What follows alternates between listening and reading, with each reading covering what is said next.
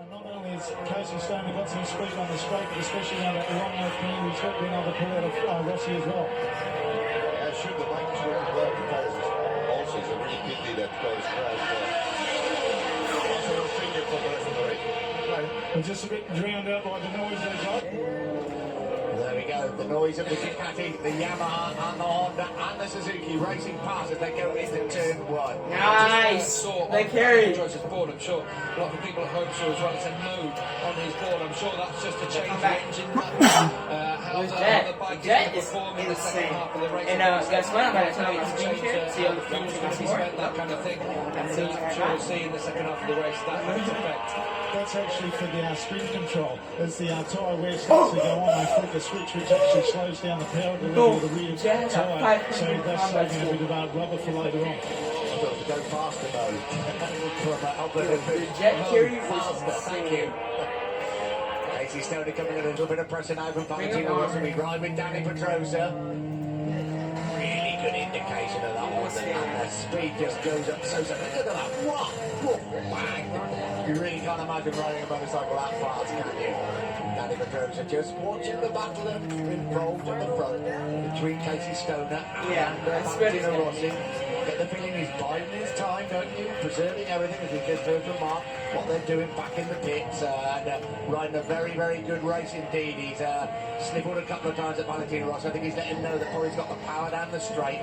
If it comes to this for the final bend, it's going to be a very, very interesting race, isn't it? Because Rossi, you would imagine, would not want to be leading going into that final bend.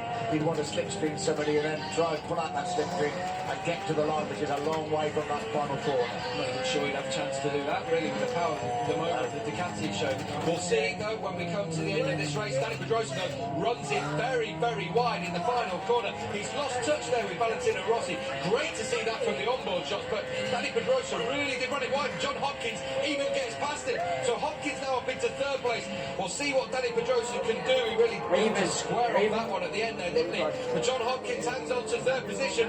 But Danny Pedrosa loses the position there just by probably pushing it a little bit too hard. I wonder if it's anything to do with that traction control that they just changed the setting on.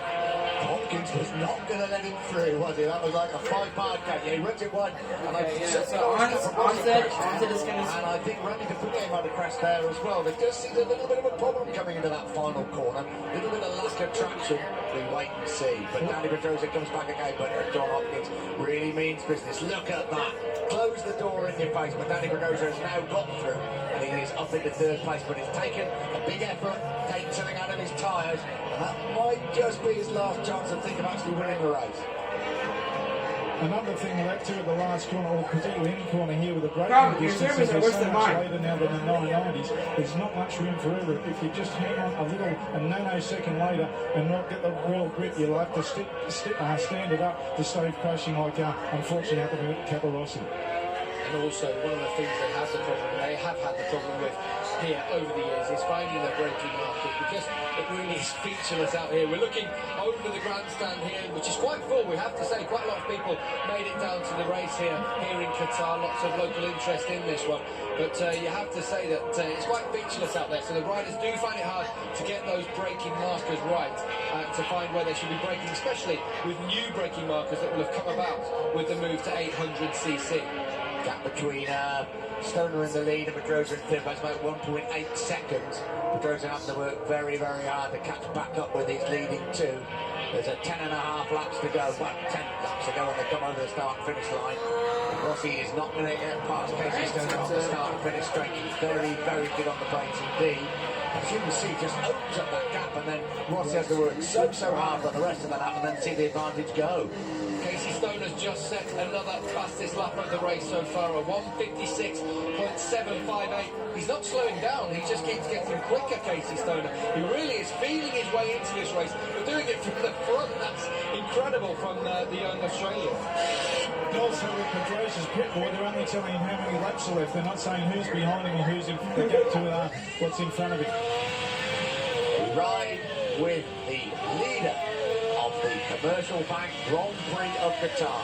It's the 21-year-old Australian Casey Stoner making his Motogp debut for Ducati, absolutely flying at the front. The man behind him, 7 times world champion Valentino Rossi